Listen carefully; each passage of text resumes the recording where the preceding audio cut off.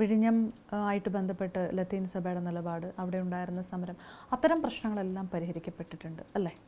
അതെ. അപ്പം എല്ലാവരെയും ഒരുമിച്ച് കൊണ്ടുപോവുക എന്നുള്ളത് തന്നെയാണ് സർക്കാരിൻ്റെ ആഗ്രഹവും. അതിന് വേണ്ടിയിട്ടുള്ള ആത്മാർത്ഥമായിട്ടുള്ള നടപടികൾ നമ്മളെല്ലാവരും സ്വീകരിക്കുന്നുണ്ട്. അപ്പോൾ ഞാനിപ്പോൾ ഈ ഒരു ചുമതല ഏറ്റെടുത്ത സമയം മുതൽ തന്നെ ഉറപ്പായിട്ടും എല്ലാവരുടെയും പ്രശ്നങ്ങൾ കേൾക്കുകയും നമ്മളെ കൊണ്ടാകുന്ന രീതിയിൽ അതിനൊക്കെ പരിഹാരങ്ങൾ നൽകുകയും ചെയ്യാൻ ശ്രമിച്ചിട്ടുണ്ട്.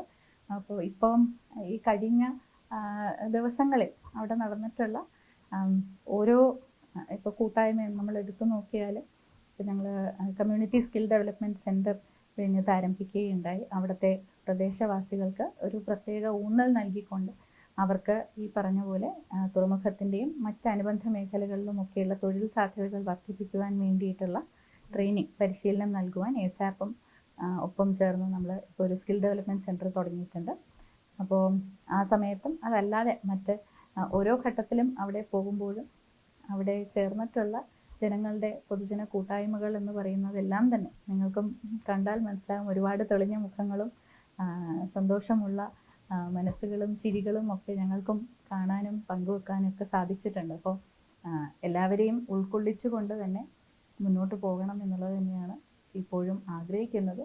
എല്ലാ പ്രശ്നങ്ങളും പരിഹരിച്ചു എന്ന് ചോദിച്ചാൽ പരിഹരിച്ചിട്ടില്ല.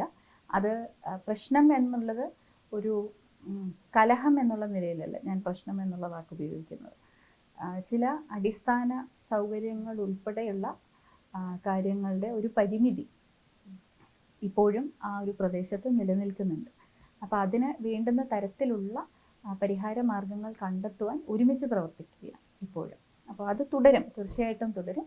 അവിടുത്തെ ജനങ്ങളുടെ, പ്രദേശവാസികളുടെ, അവിടുത്തെ കുടുംബങ്ങളുടെ എല്ലാവരുടെയും ഒരു ക്വാളിറ്റി ഓഫ് ലൈഫ് എന്നുള്ളത് തീർച്ചയായിട്ടും വർദ്ധിപ്പിക്കുവാൻ വേണ്ടിയിട്ടുള്ള എല്ലാ നടപടികളും സ്വീകരിക്കുന്നുണ്ട്.